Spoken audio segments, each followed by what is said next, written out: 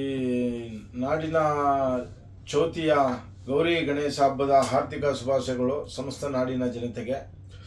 ಇವತ್ತು ವಿಶೇಷವಾಗಿ ನಾವೇನು ಈ ನಾಡಿನ ಜನರಿಗೆ ಹೇಳಲಿಕ್ಕೆ ಇಷ್ಟಪಡ್ತೀನಿ ಅಂತಂದರೆ, ಹಬ್ಬ ನಮ್ಮ ಧಾರ್ಮಿಕ ಸೇವೆ, ಹಿಂದೂ ಧರ್ಮದ ಶ್ರೇಷ್ಠವಾದ ಹಬ್ಬ ಗೌರಿ ಗಣೇಶ ಹಬ್ಬ.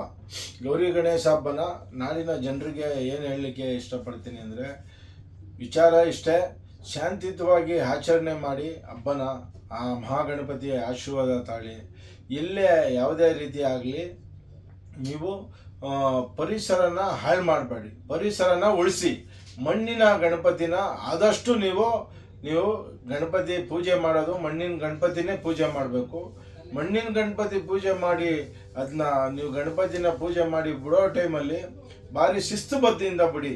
ಎಲ್ಲೋ ತಾಂಡೋಗಿ ಯಾರು ಇದು ಮಾಡ್ತಾರೆ ಅಂದ್ಬಿಟ್ಟು ಎಲ್ಲೆಲ್ಲೋ ತಾಂಡೋಗಿ ಇಕ್ಕೋದು ಅದೆಲ್ಲ ಮಾಡೋಕ್ಕೆ ಹೋಗ್ಬೇಡಿ. ನೀರಿನಲ್ಲಿ ಎಲ್ಲಿ ಜಾಗನ ಸರ್ಕಾರ ಅವಕಾಶ ಮಾಡಿಕೊಟ್ಟಿದೆ ಅಲ್ಲಿ ತಾಂಡೋಗಿ ನೀವು ಅದು ವಿಸರ್ಜನೆ ಮಾಡಬೇಕು, ಬಿಡಬೇಕು.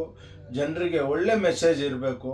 ದಯಮಾಡಿ ಮತ್ತೊಮ್ಮೆ ಗೌರಿ ಗಣೇಶ ಹಬ್ಬದ ಆರ್ಥಿಕ ಶುಭಾಶಯಗಳು ಕನ್ನಡ ನಾಡಿನ ಜನತೆಗೆ.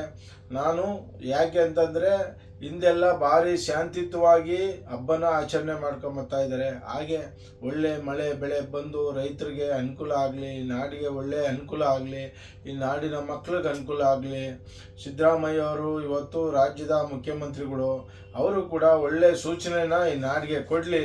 ಎಲ್ಲೇ ಯಾವುದೇ ರೀತಿ ತೊಂದರೆ ಆಗಬಾರ್ದು, ಯಾವುದೇ ಧಕ್ಕೆ ಬರಬಾರ್ದು, ಒಳ್ಳೆ ಶಾಂತಿಯುತವಾಗಿ ಹಬ್ಬನ ಆಚರಣೆ ಮಾಡಿ ಅಂತ ನಾನು ಮತ್ತೊಮ್ಮೆ ನಾಡಿನ ಜನರಿಗೆ ತಿಳಿಸ್ತಾ ಇದ್ದೀನಿ ಸರ್. ನಮಸ್ಕಾರ.